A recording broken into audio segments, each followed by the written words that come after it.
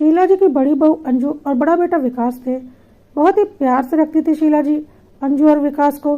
करीब 3 साल हो चुके थे अंजू की शादी को, पर अभी तक वह माँ नहीं बन पाई थी। उसे मन ही मन बहुत घबराहट होती थी कि वह माँ क्यों नहीं बन पा रही, और लगता भी था कि कल को ससुराल वाले और समाज उसे ताना मारने लगेगा कि वह माँ नहीं बन पा रही। लेकिन अंजू की सास ने आज तक अंजू को एक बुरे वचन नहीं कहे थे, बल्कि हमेशा उससे प्यार से बात करती। अंजू को आज तक महसूस ही नहीं हुआ था कि वह ससुराल में है। शीला जी उसका इतना ख्याल रखती, पर कभी कभी अंजू को लगता ऐसा कैसे हो सकता है कि उसकी सास ने आज तक उसको एक ताना भी नहीं मारा, ना ही कभी कोई बुरा व्यवहार किया है। लेकिन फिर वह सोचती, अच्छा ही तो है, कम से कम वह सुखी तो है, इतना अच्छा ससुराल मिला है उसे। विकास भी पूरे जी जान से अपने काम करता और अपने बिजनेस में दिन दुगनी रात चौगनी तरक्की कर रहा था। माँ विकास से भी बहुत खुश रहती और विकास की बहुत तारीफ करती। विकास का एक छोटा भाई और अंजू का देवर था, सुमित। सुमित बहुत ही मनबड़ किस्म का था, किसी की कुछ सुनता नहीं था, पढ़ाई लिखाई में भी कुछ खास ध्यान नहीं था। अंजू को यह बात बहुत अटपटी लगती कि सुमित इतना बिगड़ा हुआ है, फिर भी शीला जी उसे कभी कुछ नहीं कहती। फिर वह सोचती उनकी आदत ही ऐसी होगी, तभी वह किसी को कुछ नहीं कहती। लेकिन बेटा हाथ से निकल रहा है, पूरा बिगड़ चुका है, तो थोड़ा तो उसे सही राह पर लाने की कोशिश करनी चाहिए। लेकिन सुमित इतना बिगड़ैल था कि उसे माँ भाई भाभी किसी से कोई मतलब नहीं होता था। उसे जो करना होता था वही करना होता था, कोई उसे रोक नहीं सकता था। घर की सारी जिम्मेदारी अकेले विकास के कंधों पर थी, जिसे विकास बहुत अच्छे से निभाता था। और शीला जी कभी सुमित को घर की जिम्मेदारियां समझने के लिए बोलती भी नहीं थी। विकास की एक दुकान थी जो बहुत अच्छी चलती थी, घर के सारे खर्चे विकास ही देखता था। अंजू ने सोचा, जब माँ ही को फिक्र नहीं अपने छोटे बेटे की, तो मैं क्यों दिमाग लगाऊं। या फिर हो सकता है सुमित किसी की कुछ सुनने वाला है ही नहीं, इसलिए माँ उसे कुछ कहती ही नहीं। अंजू को तो इस बात की चिंता अधिक हो रही थी कि वह चाहकर भी माँ नहीं बन पा रही है, और उसकी शादी को लगभग 2 वर्ष बीत चुके हैं। उसके साथ ब्याही सारी महिलाएं माँ बन चुकी थीं, और अंजू लगातार कोशिश करने के बाद भी माँ नहीं बन पा रही थी और बहुत चिंतित भी थी। पास पड़ोस की औरतें अंजू को ताना मार देती, लेकिन शीला जी ने कभी अंजू को कुछ भी नहीं कहा था। अंजू को सच में हैरानी होती थी कि उसकी सास इतनी अच्छी कैसे हो सकती है। होते कम हो तो हर दादी देखना चाहती है। एक दिन अंजू ने अपने पति से कहा, 2 साल हो गए हैं हमारी शादी को, पर अभी तक मैं माँ नहीं बन पाई हूँ, चलो किसी अच्छे डॉक्टर से दिखाते हैं। पति ने बोला, हाँ तुम ठीक बोल रही हो, मैं भी यही सोच रहा था, कल ही चलते हैं, किसी अच्छे डॉक्टर से जांच करवाते हैं। क्या पता थोड़ी बहुत कुछ कमियां हो जो डॉक्टर की दवाई से ठीक हो जाएं। वैसे भी 2 वर्ष का समय काफ़ी होता है, अब डॉक्टर से दिखा ही लेना चाहिए। अंजू के साथ शीला देवी भी यह सब बातें सुन रही थी, और उन्होंने बोला, अरे इसमें घबराने की क्या बात है, 2 साल ही तो हुए हैं, शादी को कौन सा 10 साल बीत गए हैं जो तुम लोग इतना परेशान हो रहे हो। बहुत से लोगों को शादी के 5 साल बाद भी बच्चे होते हैं, बिल्कुल सामान्य तरीके से। इतना परेशान होने की कोई ज़रूरत नहीं। डॉक्टर के पास तो तब जाया जाता है जब कोई चारा नहीं बचता, लेकिन अभी तो तुम्हारी उम्र ही कितनी है, और फिर 2 साल ही तो हुए हैं शादी को, तुम लोग इतना परेशान क्यों हो रहे हो। यह सब सुनकर अंजू को बहुत हैरानी हुई कि उसकी सास, जिन्हें कि गुस्सा करना चाहिए था कि अभी तक वह दादी नहीं बनी, वह इस बात को इतने सामान्य तरीके से कैसे ले सकती हैं, और जब वह खुद डॉक्टर के पास जाने को तैयार है तो वह मना कैसे कर सकती हैं। विकास को लगा उसकी माँ सही बोल रही है, अभी इतना घबराने की कोई ज़रूरत नहीं, और उसने डॉक्टर के पास जाने की बात टाल दी और अंजू से बोला, देखो तुम कितनी भाग्यशाली हो, तुम्हें कितनी अच्छी सास मिली है। अगर कोई और सास होती तो अभी तक बहू के ऊपर न जाने कितने इल्ज़ाम लगा दिए होते। अंजू ने कुछ नहीं बोला, पर उसे यह सब कुछ सामान्य नहीं लगता था कि एक सास अपनी बहू से इतना ज़्यादा प्यार कर रही है। अपने बिगड़े बेटे पर उसका कोई ध्यान ही नहीं, फिर भी अंजू कुछ बोलती नहीं थी। एक दिन शीला जी ने विकास से बोला, बेटा अब तेरे भाई सुमित को सुधारने का बस एक ही तरीका है कि उसकी शादी कर दी जाए। तो विकास ने बोला, ठीक है माँ, इसमें सोचने वाली कौन सी बात है, आप सुमित की शादी के लिए लड़की खोजनी शुरू कर दीजिए। तो शीला जी ने बोला, विकास तुझे तो पता ही है सुमित कुछ करता धरता तो है नहीं, पढ़ाई लिखाई भी इसने की नहीं है, तो कोई लड़की वाला क्यों अपनी बेटी देगा। तू एक काम कर, तू अपनी दुकान सुमित को दे दे, इसके बस का तो है नहीं कि नई दुकान खोलकर उसे चला ले, लेकिन तू तो बहुत काबिल और होनहार है, तू अपनी चली चलाई दुकान सुमित को दे दे, तब वह जरूर कुछ काम कर लेगा और उसकी शादी भी हो जाएगी। तू तो इतना होनहार है कि मिट्टी में भी हाथ डालेगा तो उसे सोना बना देगा। तू अपना नया बिजनेस शुरू कर लेना। और विकास, जो कि अपनी माँ की बहुत इज्जत करता था, तुरंत इसके लिए राजी हो गया। अंजू को यह सब कुछ ठीक नहीं लग रहा था। उसने विकास से बोला भी, यह क्या बात हुई? इतनी मेहनत से आपने अपनी दुकान को आगे बढ़ाया है और यह जमी जमाई दुकान आप भाई को दे दोगे और अपना नया बिजनेस शुरू करोगे? ऐसा कहीं होता है भला? तो विकास ने बोला, क्या हुआ, मेरा भाई ही तो है। लेकिन अंजू को यह सब कुछ ठीक नहीं लगता था। अंजू को ऐसा लगता था कि शीला जी विकास और अंजू से कुछ ज़्यादा ही प्यार दिखाती हैं, पर सच्चाई यह नहीं है। लेकिन वह कुछ समझ नहीं पाती थी। विकास तो अपनी माँ से बहुत प्यार करता था और उनकी बहुत इज्जत करता था, तो उनके खिलाफ कुछ सुन नहीं सकता था। खैर, अंजू ने ज़्यादा कुछ नहीं बोला। विकास ने अपनी जमी जमाई दुकान सुमित को दे दी, जिसमें सुमित बैठकर अच्छे से कमाई कर सके। और विकास ने फिर नए सिरे से शुरू किया और एक बार फिर विकास की दिन रात की मेहनत शुरू हो गई। अंजू को यह सब कुछ बिल्कुल अच्छा नहीं लग रहा था, लेकिन शीला जी बहुत खुश थी कि उनका बेटा अब कुछ कमाई कजाई करेगा। शीला जी ने छोटे बेटे की शादी तय कर दी और कुछ दिनों के बाद छोटी बहू सोनी भी घर आ गई। सोनी को घर में आए 1 सप्ताह हो चुका था। घर के सारे काम पहले की तरह अंजू ही कर रही थी। शीला जी ने अभी तक सोनी को कुछ भी करने के लिए नहीं कहा था। अंजू को लगता था वह अकेले सारा किचन संभालती है और घर के सारे काम भी करती है, और उसकी सास शीला जी छोटी बहू से तो कभी कुछ करने के लिए कहती ही नहीं। एक दिन अंजू ने अपनी सास से कहा कि वह अकेले इस घर के काम नहीं करने वाली, सोनी को भी इस घर के कामों में बराबर हाथ बटाना पड़ेगा। तो शीला जी ने कहा, अरे क्या बोलूं, मैं तो परेशान हो गई हूँ इन दोनों से। बेटा है कि दुकान नहीं चला सकता सही से, वह तो बड़े भाई ने अपनी दुकान दे दी तो वह आज कुछ कमा रहा है, और बहू भी ऐसे आई कि किसी काम की नहीं, इसे तो कुछ आता ही नहीं। अगर तुम नहीं होती तो हमारा घर कैसे चलता? कोई बात नहीं, मैं इसे सही रास्ते पर ले आऊँगी। अभी थोड़ी समझ की कमी है इसमें। एक काम करती हूँ, इन दोनों को थोड़े दिनों के लिए कहीं बाहर घूमने भेज देती हूँ। घूम फिर कर आएंगे, थोड़ा दिमाग भी इनका शांत होगा। उसके बाद ठीक से इन्हें समझाऊंगी और घर के कामों में भी लगाऊंगी। कहकर शीला जी ने सोनी और सुमित को 1 महीने के लिए बाहर घूमने के लिए भेज दिया, वह भी खुद से पैसे देकर। अंजू को यह सब कुछ बात समझ में नहीं आई, क्योंकि अंजू और विकास कहीं भी घूमने नहीं गए थे अपनी शादी के बाद से, और आज तक शीला जी ने कभी उन्हें जाने के लिए बोला भी नहीं था। अंजू को अब बहुत अजीब लगता था। विकास तो इन सब बातों पर ध्यान ही नहीं देता था। अंजू ने जब विकास से इस बारे में बात की तो विकास ने बोला, तुम छोटी छोटी बातों को दिल से क्यों लगाती हो सकता है उन लोगों के दिल में इच्छा हो कहीं घूमने जाने की, इसलिए माँ ने उन्हें भेज दिया हो। हमने तो कभी माँ से इस बारे में बात ही नहीं की, इसीलिए माँ ने भी कभी हमें भेजने की नहीं सोची। इसमें माँ की क्या गलती? अगर हम बोलते तो क्या माँ हमें रोक लेती? लेकिन अंजू को बहुत अच्छे से पता था कि शीला जी ने अपनी तरफ से अपने छोटे बेटे और बहू को भेजा है, और बड़ा बेटा मातृभक्ति में ऐसा पागल है कि उसे सच्चाई दिख ही नहीं रही। खैर, अंजू ने कुछ भी नहीं बोला, क्योंकि वह कुछ भी बोलती तो विकास उसके कोई बात को नहीं मानता। ऊपर से शीला जी अंजू और विकास से इतना अच्छा व्यवहार करती कि कभी कभी अंजू को लगता वह फालतू की बातें ही सोच रही है। ऐसा कुछ भी नहीं है।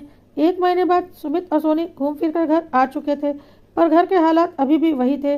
सोनी घर का कोई काम नहीं करती थी और सुमित ने विकास की दुकान तो ले ली थी, पर वह अभी भी दिन भर अपने आवारागर्दियों में लगा रहता और दुकान डूबती जा रही थी। विकास अपना नया काम शुरू कर रहा था, तो अभी उसे जमने में थोड़ा वक्त लगता। यह सब कुछ देखकर अंजू को बहुत गुस्सा आता, और एक दिन अंजू ने शीला जी से बोला, माँ, अब मेरे से घर का काम अकेले नहीं होगा, अपनी छोटी बहू से बोलिए कि वह अब घर का काम करेगी। तो शीला जी ने बोला, अंजू तुम सही कह रही हो। और जाकर उन्होंने सोनी से बोला, तुम कोई काम क्यों नहीं करती हो? तुम्हारी जेठानी दिन भर घर का काम करती रहती है। तो सोनी ने साफ साफ बोल दिया, मुझे खाना बनाना नहीं आता, ना ही बर्तन धोने आते हैं, मुझे घर का कोई काम नहीं आता। तो शीला जी ने अपना सिर पकड़ लिया और आकर अंजू से बोला, लो अब एक नई मुसीबत, इसे तो कोई काम ही नहीं आता। अब जब काम ही नहीं आता तो यह करेगी कैसे? इसे सिखाना पड़ेगा बेटा। अभी कुछ दिन और तुझे ही इस घर की बागडोर अपने हाथों में लेकर पूरा घर संभालना पड़ेगा। तेरी देवरानी तो बिल्कुल बेवकूफ़ है, तू चिंता मत कर, उसे घर के सारे काम सिखा दूंगी। कहकर शीला जी वहाँ से चली गई, और अंजू को बहुत हैरानी हुई कि इतना खोज कर लड़की लाने के बाद भी यही नहीं पता कि उसे घर के काम आते भी हैं या नहीं।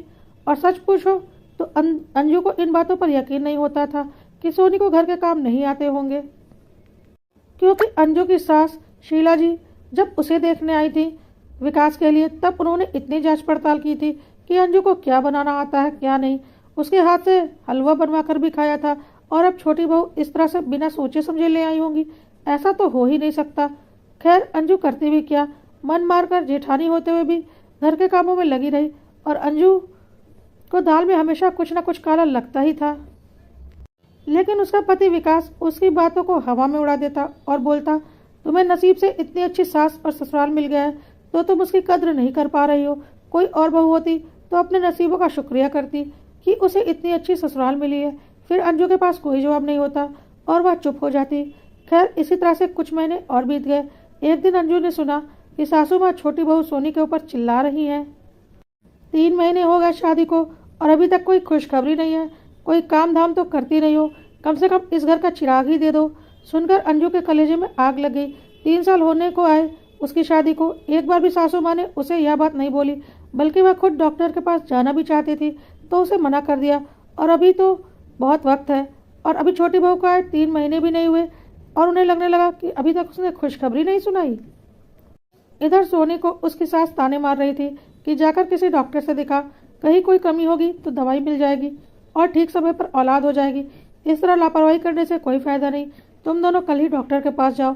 अब तो अंजू से बर्दाश्त नहीं हुआ और उसने बोला, मम्मी जी मेरी शादी को 3 साल हो गए, आपने आज तक मुझे डॉक्टर के पास नहीं जाने दिया और ना ही मुझे बच्चा नहीं होने का ताना मारा, और छोटी बहू को आए अभी 3 महीने हुए और आप उसे बच्चा नहीं होने का ताना मार रही हैं, साथ ही डॉक्टर के पास भी भेज रही है। मुझे तो अब बोलती है कि अभी वक्त ही कितना हुआ है तुम्हारी शादी को, तो छोटी बहू की शादी को कितना वक्त हुआ है जो आप इतना परेशान हो गई। शीला जी ने तुरंत ही बात को बदलते हुए बोला, अरे बहू तू तो समझती ही नहीं, यह दोनों तो इतने लापरवाह हैं कि कोई भी काम कर ही नहीं सकते। मुझे पता है तुम दोनों जैसे जिम्मेदार यह दोनों बिल्कुल भी नहीं है, इनके बारे में तो मुझे ही सोचना पड़ेगा। मुझे पता है यह दोनों अगर बच्चा पैदा कर भी लेंगे तो उसे पाल पोस नहीं पाएंगे, क्योंकि इन दोनों के हाथ पैर तो चलते नहीं हैं। इसलिए मैं इसे ताने मार रही हूँ ताकि वक्त रहते यह बच्चा पैदा कर ले, ताकि मैं इसके बच्चे का लालन पालन करने के लायक स्वस्थ रहूँ, क्योंकि मैं भी तो धीरे धीरे बूढ़ी हो रही हूँ। क्योंकि मुझे बहुत अच्छे से पता है उनके बच्चों को तो मुझे ही पालना पड़ेगा। अब मेरे शरीर में जान होगी तभी तो मैं कुछ कर पाऊंगी। अगर मैं बूढ़ी हो गई के बाद उन्होंने बच्चा पैदा किया तो उसका पालन पोषण कैसे करूंगी। खैर इन बेवकूफ़ों के बस की बात नहीं बच्चों को पाल पाना, और तू और विकास तो इतने समझदार हैं कि तुम्हें कभी भी बच्चा होगा तुम लोग अपने बच्चे को बहुत समझदारी से पालोगे, इसलिए मैं कभी तुम लोगों को ताना नहीं मारती। कहकर शीला जी ने सोनी को डॉक्टर के पास जाने की हिदायत दी और चली गई। लेकिन अंजू को शीला जी की बातें कुछ समझ में नहीं आ रही थी और उसे यकीन हो गया था कि दाल में जरूर कुछ काला है। अंजू ने भी अब सोच लिया था कि वह भी डॉक्टर के पास जाएगी, चाहे शीला जी बोले या ना बोले, उसे अपना बच्चा चाहिए। और अंजू को यह भी पता चल चुका था कि विकास को कुछ भी शीला जी के बारे में बोलने से कोई फायदा नहीं। वह मातृभक्त है और उसके आंखों पर माँ के प्यार की पट्टी चढ़ी हुई है, तो उसे यह सब कुछ कभी नहीं दिखेगा। खैर अंजू अगले दिन विकास को डॉक्टर के पास चलने के लिए मनाया और बोला, हमारी शादी को 3 साल हो चुके हैं, हमें अभी तक बच्चा नहीं हुआ है। अब डॉक्टर के पास नहीं जाओगे तो कब जाओगे, वक्त रहते सब कुछ हो जाना चाहिए। और विकास तैयार हो गया। अंजू ने विकास से वादा ले लिया था कि वह शीला जी को कुछ नहीं बताएगा। विकास ने बोला, ऐसा क्यों? तो अंजू ने बोला, बस ऐसे ही, माँ परेशान होंगी कि हम लोग बच्चे की बात को लेकर परेशान हो रहे हैं और इस बात से वह दुखी होंगी, तो उन्हें कुछ मत ही बताओ। क्योंकि अंजू को पता था अगर शीला जी को कुछ भी बताया तो शीला जी पक्का उसे डॉक्टर के पास नहीं जाने देंगी, कोई ना कोई बहाना करके, और वह फिर अपनी मातृभक्ति में अंधा हो जाएगा और डॉक्टर के पास नहीं जाएगा। इसलिए अंजू ने बात घुमाकर विकास से बोली और विकास ने शीला देवी को कुछ नहीं बताया और अंजू के साथ डॉक्टर के पास चला गया। डॉक्टर ने अंजू और विकास की जांच की और सारी रिपोर्ट देखने के बाद बोले, आप दोनों की रिपोर्ट तो पूरी तरह से नॉर्मल है, ऐसी कोई खराबी दिख तो नहीं रही, ऐसी कोई दिक्कत वाली बात तो है ही नहीं। बस ऐसा लग रहा है कि गर्भ निरोधक गोलियों लेने के कारण आपको गर्भ नहीं ठहर रहा। अंजू ने बोला, नहीं, मैं कभी भी गर्भ निरोधक गोलियां नहीं लेती हूँ, क्योंकि अभी तो मुझे एक बच्चा भी नहीं हुआ है। तो डॉक्टर ने बोला, फिर तो आपकी रिपोर्ट पूरी तरह से नॉर्मल है, आप लोग कोशिश कीजिए, गर्भधारण जरूर होगा, क्योंकि आप लोगों को इलाज की कोई ज़रूरत लग तो नहीं रही। अंजू और विकास घर आ गए। विकास ने रास्ते में कहा, देखा माँ ठीक बोलती थी, जब वक्त आएगा अपने आप बच्चा हो जाएगा, अब तुम चिंता मत करो, सब कुछ ठीक है। और अंजू ने भी डॉक्टर की बात सुन ली थी और उसे भी समझ में आ गया था कि उसमें और विकास में कोई कमी नहीं, लेकिन फिर भी उसे लगता था जब कोई कमी नहीं तो मैं गर्भधारण क्यों नहीं कर पा रही। इस तरह से कुछ दिन और बीत गए। सोनी गर्भवती हो चुकी थी। यह सुनकर अंजू को बहुत अजीब लग रहा था कि वह अभी तक गर्भधारण नहीं कर पाई, जबकि उसमें कोई कमी नहीं है, और सोनी आते ही गर्भवती हो गई। और अब एक बार फिर अंजू के सर पर घर के सारे कामों का बोझ के साथ साथ गर्भवती सोनी की जिम्मेदारी भी आ गई। शीला जी बोलती थी, यह तो बेवकूफ़ है, इसे तो कुछ आता नहीं, तुझे इसका पूरा ख्याल रखना पड़ेगा, पौष्टिक खाना बनाकर इसे देना पड़ेगा, और घर के काम भी तुझे अकेले ही देखने पड़ेंगे, क्योंकि अभी वह गर्भ से है तो इसे आराम करना बनता है। अंजू ने मन ही मन सोचा, वैसे भी वह कौन सा काम करती थी, काम तो सारा मैं ही कर रही थी, और अब अंजू के सर पर दुगने कामों का बोझ पड़ गया। एक तो घर के काम, ऊपर से सोनी की खातिरदारी। अंजू को इन सब बातों से दिक्कत नहीं थी। अंजू को तो बस यह लग रहा था कि वह कब माँ बनेगी। 9 महीने के बाद सोनी ने एक पुत्र को जन्म दिया। शीला देवी बहुत खुश थी अपने पोते को पाकर। सारे गांव में मिठाइयाँ बंटवा रही थी। अंजू को लगा बड़ी बहू को आज तक बच्चा नहीं हुआ और उसे डॉक्टर के पास भी जाने के लिए नहीं बोला, और वह खुद छुपकर डॉक्टर के पास गई थी, और छोटी बहू ने पोता पैदा कर दिया तो इतनी खुशी। अभी भी एक बार भी बड़ी बहू को नहीं बोलती कि जाकर डॉक्टर से दिखा लो, लेकिन वह क्या करती। शीला जी उससे कोई भी बुरा बर्ताव करती ही नहीं थी, बल्कि चालाकी से सारे काम निकलवाती रहती थी। शीला जी बहुत ज़्यादा खुश थी और सोनी के बच्चे को दिन रात अपने पास ही रखती, उसे खिलाती पिलाती प्यार करती। उन्हें तो लग रहा था जैसे उनका वारिस आ गया है। विकास भी बहुत खुश था, तो अंजू उसे ताना मारते हुए बोली, दूसरे के बच्चे को देखकर इतनी खुश हो, अपने बच्चे की सोचो। तो विकास ने बोला, क्यों, मेरे भाई का बच्चा है, दूसरे का क्यों। अंजू ने बोला, भाई का बच्चा है, तुम्हारा नहीं, अपना बच्चा अपना ही होता है। विकास ने बोला, तुम्हें जलन हो रही है क्योंकि तुम्हारा अभी तक अपना बच्चा नहीं हुआ। तो अंजू ने बोला, कैसे इंसान हो तुम, क्या मेरा अकेले का बच्चा होगा, क्या तुम नहीं चाहते तुम भी पिता बनो। विकास ने बोला, हाँ चाहता हूँ, पर क्या करूँ, अब मेरा बच्चा नहीं हुआ तो सुमित के बच्चे को देखकर भी खुश ना हूँ। अब कोई कमी तो है नहीं, पता नहीं क्यों हमारा बच्चा नहीं हो रहा। अंजू ने विकास की बातों का कोई जवाब नहीं दिया। उसे बहुत अच्छे से पता था विकास तो मानेगा नहीं, पर अंजू को अपनी सास के ऊपर पूरा शक था कि वह कुछ ना कुछ गड़बड़ कर रही है। बड़ी बहू को बच्चा नहीं हुआ, इस बात की उसे कोई चिंता नहीं। बड़ी बहू घर का सारा काम अकेले करती है, इस बात की उसे कोई चिंता नहीं। छोटी बहू दिन भर महारानी बनकर बैठी रहती है और बड़ी बहू उसकी खातिरदारी में लगी रहती है, पर सास को कोई फर्क नहीं पड़ता।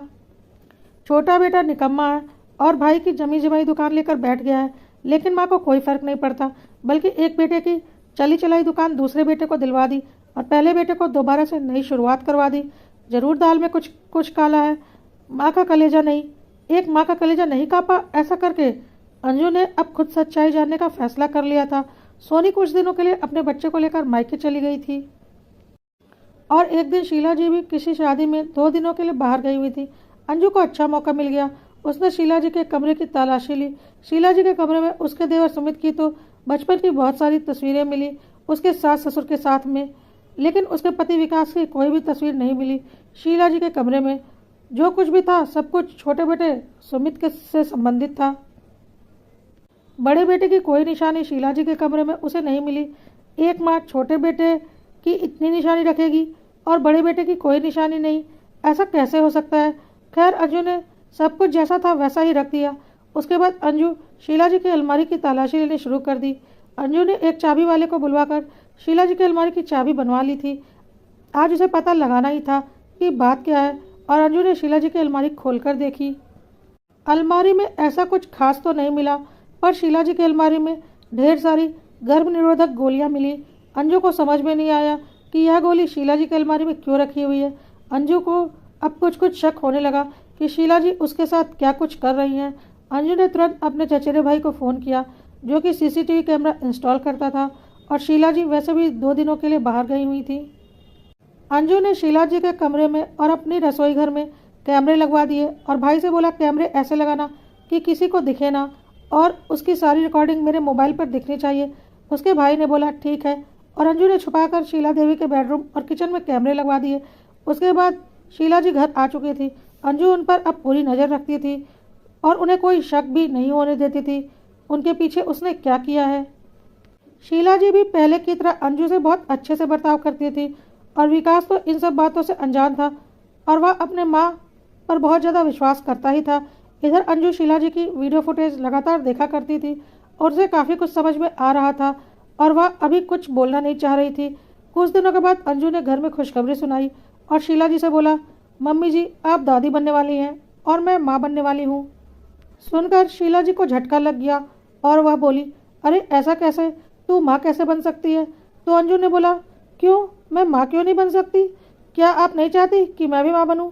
तो शीला जी ने बात को संभालते हुए बोला, अरे नहीं नहीं, तुमने अचानक इतनी बड़ी खुशखबरी दे दी ना, तो मैं खुद को संभाल नहीं पा रही थी, इसलिए मेरे मुंह से निकल गया।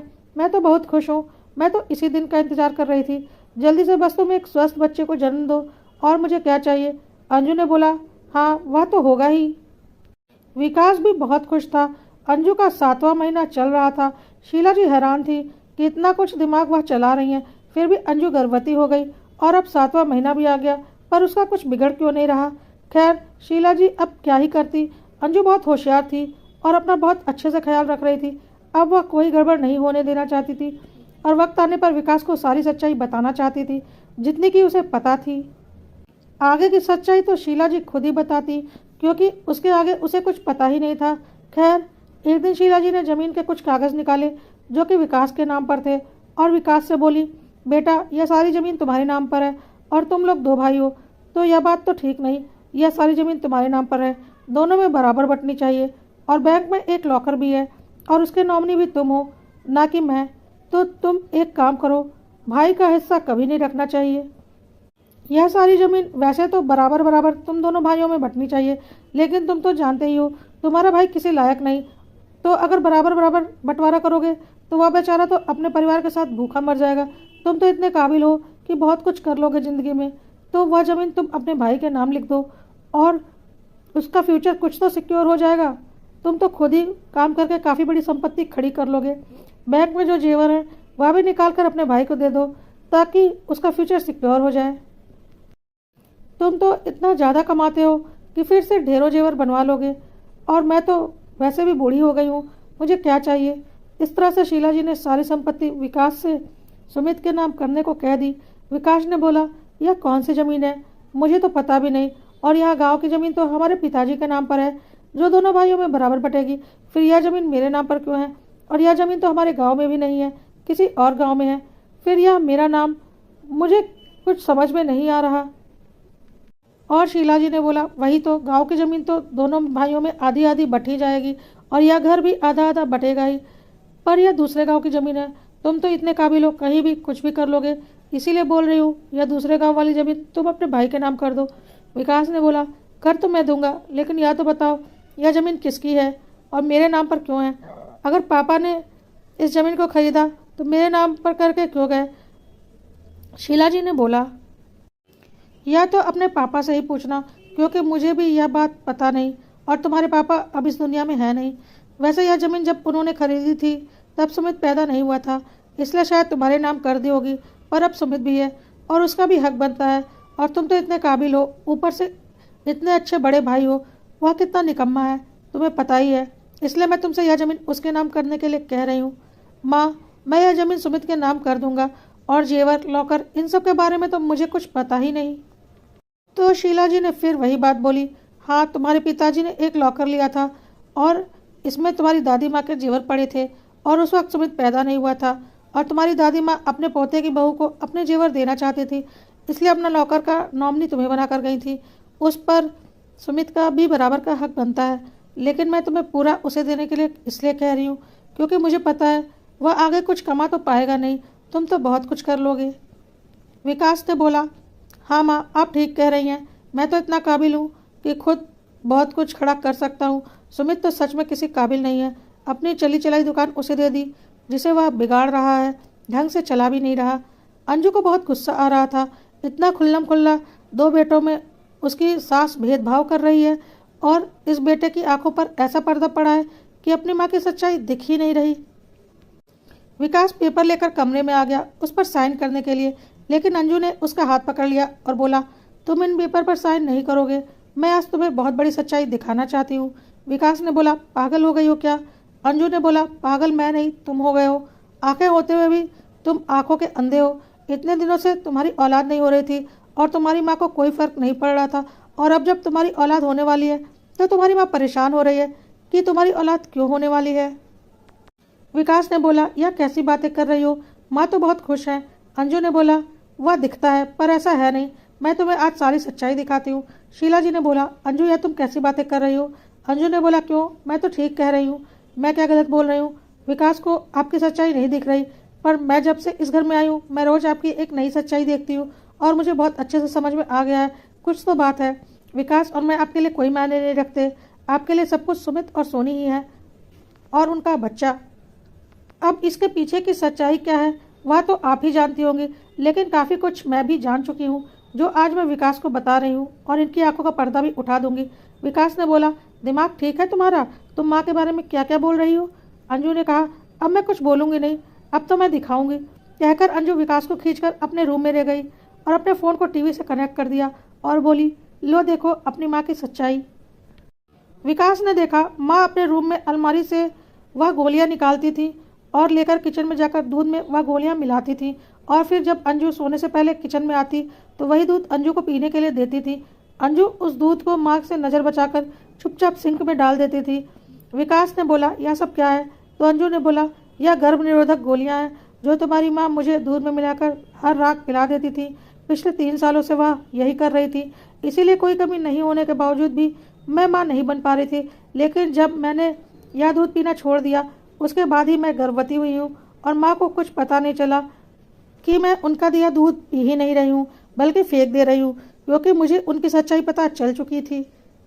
मुझे इनके ऊपर काफ़ी वक्त से शक हो रहा था, इसलिए जब यह शादी में शामिल होने के लिए 3 दिनों के लिए घर से बाहर गई थी उस वक्त मैंने चुपके से घर में सीसीटीवी कैमरे उनके रूम में और किचन में इंस्टॉल करवाए थे और इसके बारे में इन्हें कुछ भी पता नहीं था। मैं सिर्फ इनकी सच्चाई सामने लाना चाहती थी जो कि अब आ चुकी है। आगे की फुटेज में अंजू ने विकास को दिखाया कि गर्भवती होने के बाद सासू माँ ने जो स्पेशल लड्डू अंजू के लिए बनाए थे जिससे कि बच्चा तंदुरुस्त पैदा हो, और यही बोला था। सासू माँ ने अंजू और विकास से उस लड्डू को बनाने की वीडियो भी कैमरे में कैद थी और हर लड्डू में सासू माँ ने बाकायदा बीच में एक गोली रखी थी और अंजू को वही लड्डू खाने के लिए देती थी। अंजू ने आज तक एक लड्डू भी नहीं खाए थे और सारे लड्डू अपने कमरे में एक डब्बे में जमा करके रखे हुए थे। अंजू ने विकास से बोला, मैंने कैमरे में यह फुटेज पहले ही देख ली थी, इसलिए मैंने मम्मी जी के बनाए हुए एक भी लड्डू आज तक नहीं खाए। वह डब्बा भी अंजू ने खोलकर विकास को दिखा दिया और उसके सामने ही लड्डू को तोड़कर दिखाया जिसके अंदर से गोलियां निकली, और किचन में जाकर बाकी लड्डू भी लेकर आई, उन्हें तोड़कर दिखाया, उसके अंदर भी गोलियां निकली। विकास ने वीडियो फुटेज देखने के बाद सीधे सीधे शीला जी से पूछा, माँ तुम बताओ, मैं तुम्हारे मुंह से सुनना चाहता हूँ, अंजू के दूध में तुम क्या मिला रही हो और इन लड्डुओं में तुमने कौन सी गोलियां मिलाई हैं। अंजू ने बोला, तुम इनसे क्यों पूछ रहे हो, मैं बताती हूँ। तब तक शीला जी बोली, पागल हो गए हो क्या विकास, यह ताकत की गोलियां हैं। अंजू दवाई खाने में बहुत नाटक करती है तो मैं इसे कभी दूध में मिलाकर दे देती हूँ, कभी लड्डू में, ताकि इसके पेट में दवाइयाँ चली जाएं। और क्या हो सकता है, पता नहीं अंजू के दिमाग में मेरे बारे में ऐसी उल्टी सीधी बातें किसने भर दी। अंजू ने बोला, नहीं विकास, तुम इस गोली की जांच करवा लो, पता चल जाएगा यह कौन सी गोलियां हैं। शीला जी ने बोला, अंजू मुझे गलत साबित करने के लिए कुछ भी कर सकती है, क्या पता इसने ही सारे लड्डुओं में गोलियों को मिलाया हो। मैंने तो इनमें ताकत की गोलियां मिलाई थी, नेकी करने के चक्कर में मैं अपना ही हाथ जला बैठी। तुम मेरे ऊपर शक कैसे कर सकते हो बेटा। विकास को अभी भी अपनी माँ के ऊपर पूरा यकीन था। और फिर शीला जी ने बोला, देख लो, यही मेरी इज्जत है, इसने मेरे कमरे में कैमरे लगवाए, किचन में कैमरे लगवाए, इतना ही भरोसा है तुम लोगों को मुझ पर। विकास अंजू के ऊपर गुस्सा करने लगा, उसे अभी भी अपनी माँ पर यकीन था। अंजू ने बोला, ठीक है, मैं गलत हूँ, सब कुछ मैंने किया है, सब मानती हूँ। एक काम करो, मैं तुम्हारी माँ की अलमारी तो नहीं खोल सकती ना, चलकर अपनी माँ का कमरा चेक करो और अलमारी खोलो, देखो इनके अलमारी में क्या निकलता है, और फिर खुद जाकर उसकी जांच करवाना। अब शीला जी फंसती हुई नजर आ रही थी क्योंकि उनके अलमारी में गर्भ निरोधक गोलियों का कई पैकेट पड़ा हुआ था और गर्भ निरोधक गोलियां उनके किस काम की। विकास, तुम्हें मुझ पर यकीन नहीं तो अपनी माँ की अलमारी खोल कर देखो, तुम्हें यकीन आ जाएगा। विकास ने अपनी माँ की अलमारी खुलवाई और उसमें गर्भ निरोधक गोलियों का ढेर सारा पैकेट मिला। अब तो शीला जी क्या बोलती कि इतनी सारी गर्भ निरोधक गोलियां उनकी अलमारी में क्या कर रही हैं। खैर, उन्होंने एक आखिरी कोशिश की और बोला, पता नहीं अंजू मेरे साथ किस जन्म की दुश्मनी निकाल रही है, यह गोलियां मैंने मेरी अलमारी में नहीं रखी, जरूर इसी ने किसी तरह से मेरी अलमारी खोलकर उसमें यह गोलियां रख दी हैं। मुझ पर विश्वास करो बेटा, मैं अपने ही बेटे बहू के साथ ऐसा कैसे कर सकती हूँ। अंजू भी इस बार पूरी तैयारी में बैठी थी, क्योंकि उसे पता था शीला जी बहुत शातिर हैं। इसलिए अंजू ने बोला, मुझे पता है आप इतनी आसानी से कुछ भी स्वीकार नहीं करने वाली, इसलिए विकास मैंने भी पूरी तैयारी कर रखी है। यह जिस दुकान से गर्भ निरोधक गोलियां खरीद कर लाती हैं, उस दुकान की सीसीटीवी फुटेज भी मैंने रिक्वेस्ट करके उनसे मांग ली थी। मैं झूठ बोल सकती हूँ, कैमरा तो झूठ नहीं बोलेगा, तुम यह देखो। कहकर अंजू ने अपने मोबाइल में शीला जी को गर्भ निरोधक गोलियां दुकान से खरीदते हुए दिखा दिया, और ऐसी कई फुटेज उसने दिखाई, क्योंकि वह हर महीने गोलियां खरीद कर लाती थी। अब तो शीला जी के पास अपनी सफाई में कहने के लिए कुछ भी नहीं बचा था। वह बुरी तरह से अपने ही बिछाए जाल में फंस चुकी थी। विकास को भी अब सारी सच्चाई समझ में आ चुकी थी। उसने एक ही बात बोली, माँ आखिर क्यों हमारे साथ ऐसा किया। शीला जी के पास अब सच्चाई बताने के अलावा कोई रास्ता नहीं बचा था। उन्होंने बोला, क्योंकि तुम मेरे बेटे नहीं हो, तुम मेरे सौतेले बेटे हो। तुम्हारी माँ तुम्हें जन्म देने के बाद से लगातार बीमार रहती थी, और करीब 1 साल बाद वह इस दुनिया से चली गई थी, और मैं तुम्हारे पिता की दूसरी पत्नी बनकर इस घर में आई थी। तुम्हारे पिताजी के पास कुछ खास संपत्ति नहीं थी, बस थोड़ी सी जमीन थी और यह एक घर था। तुम्हारी माँ अपने पिता की इकलौती संतान थी, और तुम्हारे नाना ने अपनी सारी संपत्ति तुम्हारी माँ के नाम कर दी थी, क्योंकि उनका कोई बेटा नहीं था, सिर्फ एक बेटी थी। तुम्हारे नाना जी की संपत्ति में उनकी जमीन और तुम्हारी नानी के जेवर थे, जो कि तुम्हारी माँ के लॉकर में रखे हुए हैं, जिसके नॉमिनी तुम हो।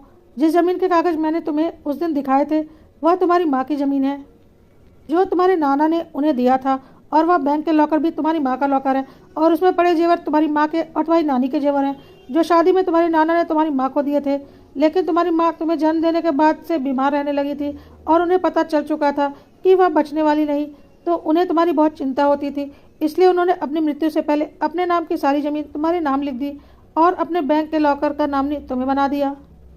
तुम्हारे पिता के नाम उन्होंने कुछ भी नहीं किया था, क्योंकि उन्हें तुम्हारी चिंता थी, और उन्हें पता था उनके जाने के बाद छोटा बच्चा होने के कारण तुम्हारे पिताजी जरूर दूसरी शादी कर लेंगे, और फिर तुम्हारे नाम क्या होगा। यही सोचकर उन्होंने यह कदम उठाया था। अब मुझे यह सारी संपत्ति अपने बेटे के लिए चाहिए थी, क्योंकि यह कोई थोड़ी बहुत संपत्ति नहीं, बहुत ज़्यादा संपत्ति थी, और तुम्हारे नाम पर थी। तो मैं प्यार मनोहार से ही इसे तुमसे लेकर अपने बेटे को दिलवा सकती थी, तो मैं क्या करती। इसलिए मैंने आज तक तुम्हें पता नहीं चलने दिया कि मैं तुम्हारे पिता की दूसरी पत्नी हूँ, और तुम्हें इतने प्यार से पाला पोसा और अपना भक्त बनाकर रखा, ताकि तुम्हें मेरे गलत कर्म कभी दिखाई ना पड़े। और मैं जब भी तुमसे जो भी कुर्बानी मांगूं, तुम हंसते हंसते मेरे लिए वह कुर्बानी देने को तैयार रहो। तुम्हारी शादी होने के बाद भी मैं नहीं चाहती थी कि तुम्हारा बच्चा हो और हमारी संपत्ति में से कोई भी संपत्ति बटे। इसलिए मैं अंजू को रोज दूध में गर्भ निरोधक गोलियां मिलाकर पिला देती थी, ताकि अंजू कभी गर्भवती हो ही ना पाए। लेकिन फिर भी पता नहीं कैसे यह गर्भवती हो गई। अंजू ने बोला, इसलिए क्योंकि मुझे यह सब बात पता चल चुकी थी, क्योंकि मैं आपके ऊपर विकास की तरह कभी भी अंधविश्वास नहीं करती थी। मुझे आपके ऊपर हमेशा शक होता था, क्योंकि आपको कुछ ज़्यादा ही प्यार दिखाने वाली सास थी, जो कि संभव नहीं। जब मुझे आपके ऊपर शक हुआ था, तभी से मैंने आपके कमरे में कैमरे लगवा दिए थे, और मैंने इस कैमरे की फुटेज में देख लिया था कि आप मेरे दूध में यह गोलियां मिलाती हैं, और मैंने वह दूध पीना उसी वक्त बंद कर दिया था, और मैं दूध को फेंक देती थी अंजू का गर्भपात हो जाए। इसलिए मैंने वह गोलियां मिलाकर लड्डू बनाए, ताकि उन लड्डुओं को खाकर अंजू का गर्भपात हो जाए। लेकिन तब भी अंजू का गर्भपात नहीं हुआ। अंजू ने बोला, हाँ इसीलिए, क्योंकि वह लड्डू मैंने आज तक खाए ही नहीं। यह वही सारे लड्डू हैं जो मैं विकास को दिखा रही हूँ। इस बार मैं पूरी तरह से सतर्क थी। मुझे तो शक उसी दिन हो गया था जिस दिन सोनी की शादी को 3 महीने हुए थे, और आप उसे बच्चा ना होने का ताना दे रही थी। तभी मुझे समझ में आ गया था कि ज़रूर कोई बात है, और मैंने फैसला कर लिया था कि अब तो मैं सच्चाई पता लगा कर रहूँगी। शीला जी ने बोला, जो सच्चाई थी मैंने बता दी। सुमित और सोनी मेरे अपने बेटा बहू हैं, और तुम दोनों सौतेले। इसलिए मैं चाहती थी कि सारी संपत्ति सुमित और सोनी को मिले, और तुम लोगों को खाली हाथ करके मैं इस घर से निकाल दूँ। लेकिन उससे पहले ही अंजू ने मेरी सच्चाई खोल कर रख दी।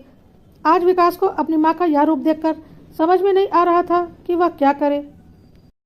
एक तरफ उसे अपनी माँ की सच्चाई पता चल गई थी, और उसका बच्चा बच गया था। दूसरी तरफ जिस माँ पर वह अंधा विश्वास करता था, वह माँ उसके साथ इस तरह से धोखा कर रही थी। सुमित बिल्कुल जड़ हो गया था। उसका दिमाग काम नहीं कर रहा था। अब उसे समझ में आ रहा था क्यों उसकी जमी जमी दुकान उसके भाई को दे दी। क्यों भाई गलत हो या सही, हर वक्त माँ भाई का ही साथ देती थी। क्यों भाई की पत्नी सोनी घर का कोई काम नहीं करती। क्यों सोनी का बच्चा करने के लिए माँ इतना जोर डालती थी, और अंजू को कभी भी जोर नहीं डालती थी। सारी बातें आज उसके सामने एक एक करके साफ होती जा रही थी, और उसे यकीन नहीं हो रहा था। एक माँ जिसे उसने अपनी सगी माँ ही समझा और उसके लिए आज तक वह सगी माँ ही थी, उसने इतने प्यार से अपना सौतेलापन निभाया कि उसे भनक तक नहीं लगी। विकास अपना सुध-बुध खो बैठा था और वह जोर जोर से रोने लगा। अंजू बिल्कुल घबरा गई और बोली, आप परेशान मत होइए, सब ठीक हो जाएगा, मैं आपके साथ हूँ। शीला चुपचाप खड़ी थी। वह क्या करती? उसकी पोल पट्टी खुल चुकी थी। उसे वैसे भी विकास और अंजू से कोई हमदर्दी नहीं थी। उसके लिए सुमित और सोनी अपने थे। वह चुपचाप सुमित और सोनी को लेकर वहां से चली गई, लेकिन विकास को समझ में नहीं आ रहा था कि वह क्या करे। थोड़ी देर के बाद सामान्य होने पर वह अपनी माँ के पास गया और बोला, माँ, आपको थोड़ी सी भी शर्म नहीं आई इतना सब कुछ हमारे साथ करने से पहले? शीला जी ने बोला, बिल्कुल भी नहीं, तुम मेरे अपने नहीं हो, मैं तुम्हें कभी अपना नहीं मानती, मैं आज भी तुम्हें अपना नहीं मानती हूँ। हाँ, अगर अंजू का गर्भपात हो जाता और वह चालाकी नहीं दिखाती तो जो जैसा चल रहा था वैसा ही चलता रहता और मैं प्यार प्यार में सारी संपत्ति अपने बेटे के नाम करवा लेती और तुम लोगों को कभी कोई औलाद होने ही नहीं देती और तुम्हें कभी यह सच्चाई पता ही नहीं चलती। तुम मेरे श्रवण कुमार बनकर जिंदगी भर मेरे साथ रहते और मेरी सेवा करते, लेकिन अब सच्चाई तुम्हें पता चल चुकी है और तुम्हारी औलाद भी अब इस धरती पर आ ही जाएगी, तो मैं क्या ही कर सकती हूँ। मैंने तो अपनी तरफ से पूरी कोशिश की कि तुम्हारी औलाद ना हो। अभी भी शीला जी की जबान से जहर निकल रहा था, क्योंकि वह तो इस गुमान में थी कि वह चाहे कुछ भी करें, विकास उनके साथ कभी बुरा नहीं करेगा। लेकिन विकास आज एक बेटा बनकर नहीं, एक पिता बनकर सोच रहा था। एक ऐसा पिता जिसके बच्चे ने अभी जन्म भी नहीं लिया था और उसके बच्चे को मारने की साजिश रची जा रही थी। और जब एक पिता बनकर विकास ने सोचा और अपने बच्चे की जिंदगी पर खतरा मंडराते देखा तो उससे सहा नहीं गया। उसने तुरंत पुलिस को फोन लगाया। शीला जी घबरा गई और बोली, तुम पुलिस को फोन क्यों लगा रहे हो? विकास ने बोला, आपको आपकी असली जगह पहुंचाने के लिए। शीला जी ने बोला, तुम मेरे बेटे हो, तुम ऐसा नहीं कर सकते। विकास ने बोला, मैं आपका बेटा नहीं, सौतेला बेटा हूँ और सौतेला बेटा कुछ भी कर सकता है, जैसे एक सौतेली माँ कुछ भी कर सकती है। विकास ने पुलिस को बुलाया और उन्हें सारे सबूत दिखाकर अपनी माँ को पुलिस के हवाले कर दिया। साथ ही सुमित और सोनी से सारे संबंध तोड़कर अंजू को लेकर एक दूसरे घर में चला गया, एक नई जिंदगी की शुरुआत करने के लिए, जिस जिंदगी में उसकी माँ और सौतेले भाई की कोई जगह नहीं थी।